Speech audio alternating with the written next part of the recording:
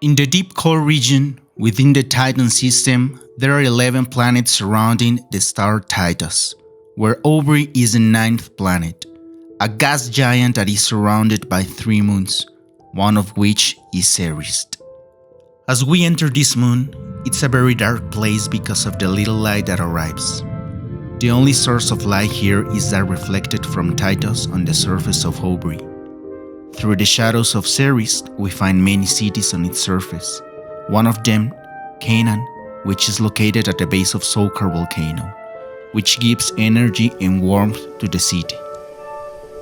Canaan is a very busy city because of the mining works that are done, but at this moment, it's empty because of one of the many evacuations ordered by the government because of the danger of eruption. Hawk Ryo, a Twi'lek Jedi who was sent to the city, saw that 2 Twi'leks were on top of the tallest building in Canaan. He picked up his communicator and called his partner. Inside large caverns with subway seas that are illuminated by natural minerals is Lanori Brock, a human Jedi, Hawk's companion, who was mediating an argument between Eomin Desane, representing his family mining company, Desane Mining, and Arcosantis, who was the leader of the workers, all this because Eomin's daughter, Oma Desane, had disappeared and each blamed the other for it. Previously, the workers had demanded to have a voice in the management of the company, and Eomin refused to give power to people who weren't from the Desane family. Finally, a solution had been reached, a marriage between Arca's son, Bron Santis, and Eomin's daughter, Oma Desane. But after the girl's disappearance, everything had come to a standstill. Lanori and Hawk had been sent by the Jedi Council of Titan to prevent violence and find the girl. At that moment, Lanori's communicator rang. It was Hawk, telling her he had a lead on the girl.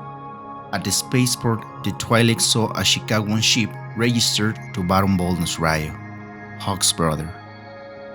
The Jedi talk about Volnus' mining interest in the other 2 moons of Aubrey, but the Desane don't like to associate with anyone and Volnus had unfinished business with them. Hawk told Lanori that he will continue to search for Oma, while Lanori took care of the discussion between Eomin and Arco. To calm everyone down, the auburn-haired girl took her slug thrower shooting into the air 3 times, ending the noise in the place. Hawk moved to the side of the building, grabbed his sword and prepared to attack the 2 guards above him on the roof. He had to do it before they could call for reinforcements. He concentrated and let the dark side flow in him. He needed aggressiveness, so he had to orient his balance to the dark side. That state of imbalance wasn't unfamiliar to him. Once, he went so far into the dark side that even the Council sent him to Bogan, a moon of Titan that the Council used to send to the Jedi who remained on the dark side to meditate and bring him back into balance. Hawk jumped to the roof and went to the Twi'lek guard, cutting his throat with the sword.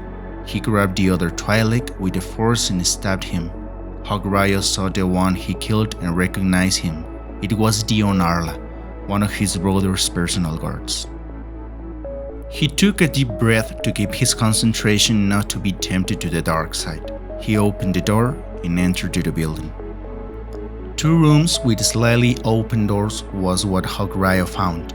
He looked into the one room and observed a Twi'lek and Noma tied up on a cot. Also with the force, he could hear 2 other Twi'leks in the room. Needing a distraction because he couldn't kill the 3 Twi'leks without endangering the girl, the Sokar volcano helped him.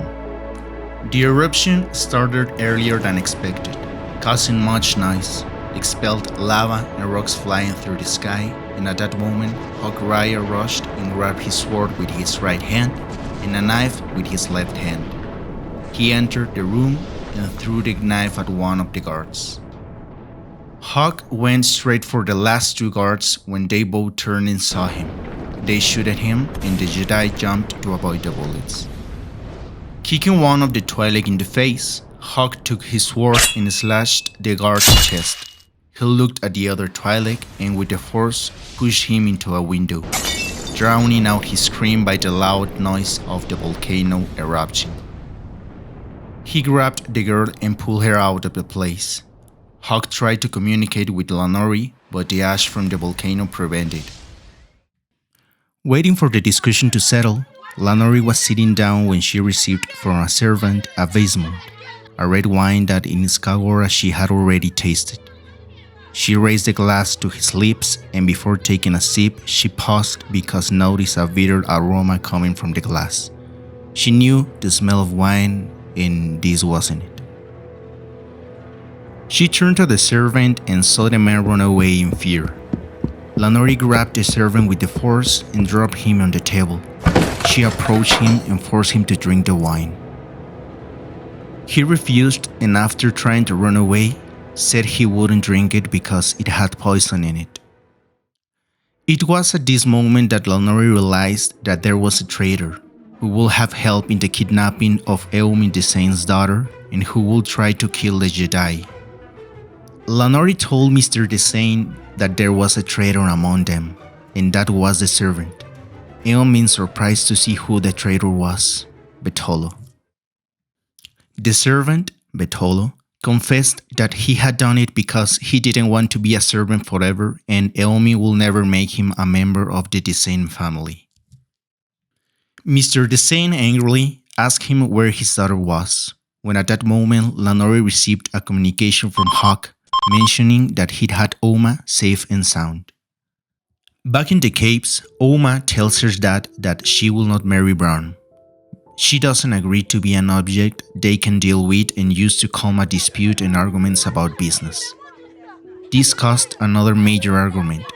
Tired of this, Lanori fired his look through her 3 times, getting everyone's attention and proposing a practice called fostering, where Oma will become a foster child in the Santis household and Brom will be the same with the Desanes.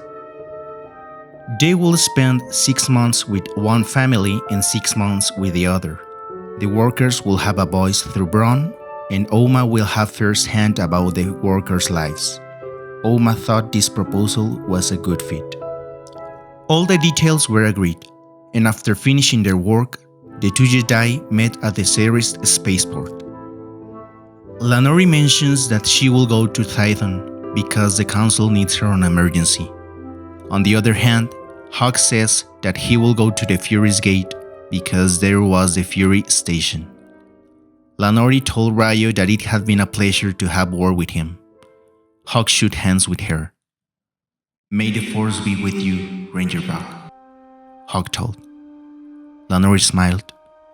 "And with you," she replied.